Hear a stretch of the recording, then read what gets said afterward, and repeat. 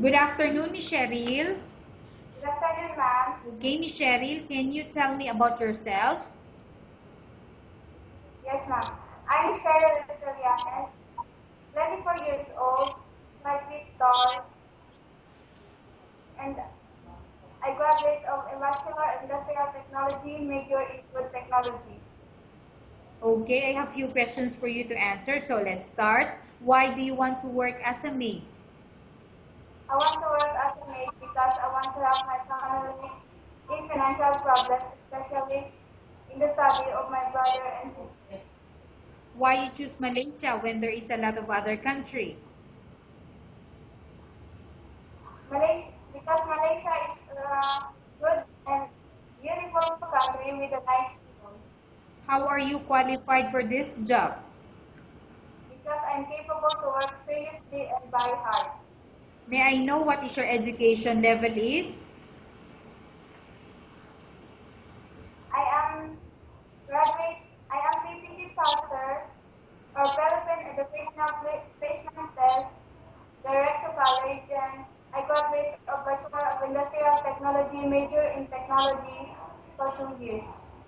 Okay, so you are a college graduate. Yes, ma'am. What is your recent working experience? I worked as a service crew as a part of my undergrad training, and I worked for Rowan Molesona for 6 years as their housemaid, and I worked for Mrs. Tusminda Naya as their housemaid for 2 years. Okay, have you worked abroad before? No, ma'am. Do you have experience of taking care of baby? Yes, ma'am. And whose baby you are taking care of? My sister, ma'am. Okay, so how old is your sister when you take care of her that time? 6 months, ma'am. Okay. What about elder or older people? Do you have the experience? Yes, ma'am. Okay, whose elder or older people you are taking care of? The mother of my employer, ma'am. Okay, so how She old is is he? She is a bedridden. yes, ma'am. Okay, so how old that time the mother of your employer? 73 years old, ma'am. Do you have any other special skills? Yes, ma'am. Can you tell me what are those special skills do you have? Cooking, cleaning, and gardening. Are you willing to learn new skills? Yes, ma'am. Are you willing to work with a family where the mother-in-law or any relatives stay together? Yes, ma'am. Are you willing to work? I'm sorry. Currently, are you still working now?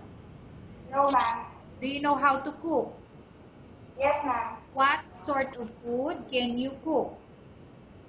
Filipino cuisine, ma'am. Can you tell me what are those Filipino cuisine that you can cook? The chicken cordon bleu, chicken lollipop, beef steak, chop suey, and Okay. Are you aware that you will have to do washing, cleaning, ironing, and cooking?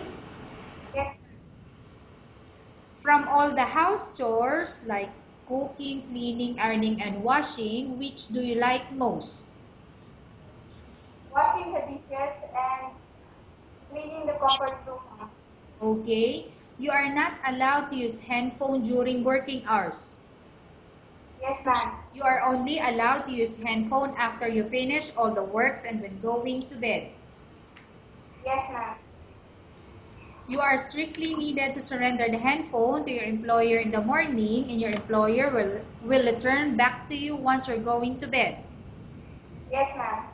If ever your employer finds out that you're abusing your handphone and it's affected your work performance, your employer will confiscate your handphone and you're not allowed to hold it anymore. Instead, your employer will allow you to call to your family 3 times in a month.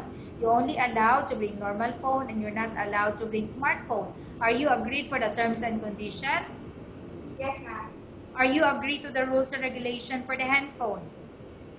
Yes, ma'am. How many years is the contract as you agreed and understand? 2 years, ma'am. Can you describe for me your ethics or your attitude? I'm disciplined, trustworthy, uh, honest, humble, Okay. and hardworking. Okay. How can how can you assure to us that you will work hard in Malaysia? Because I know that in my heart I can work hard by, by with proper instruction, ma'am. Okay. Can you promise not to use the telephone without the permission of your employer? Yes, ma'am. Can you promise not to put on makeup but to dress properly while work?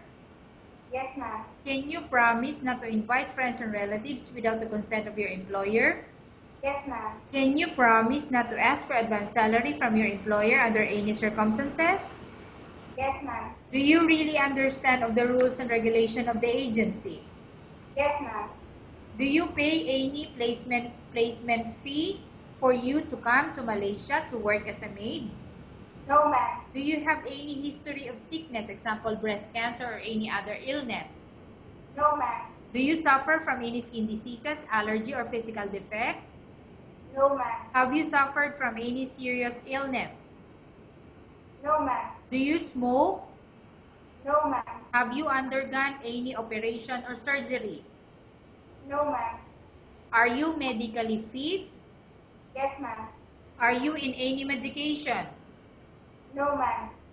Are you allergic with any food? No, ma'am. Are you prepared to work for the employer of any race? Yes, ma'am. Are you prepared to eat the type of food taken by your employer? Yes, ma'am. Are you afraid of being left alone in the house? No, ma'am. Are you afraid of dogs or other pets? No, ma'am. Can you promise to work according to instruction from your employer? Yes, ma'am. Do you have any immediate family working in Malaysia? No, ma'am. Okay, Miss Cheryl, we have finished our question section. Let's go to case study. I have a case study for you and I want you to answer me truthfully. Upon arrival in Malaysia within 6 months, if ever any of your family members pass away, what will you do? Will you continue to work till finish your contract or you will go back?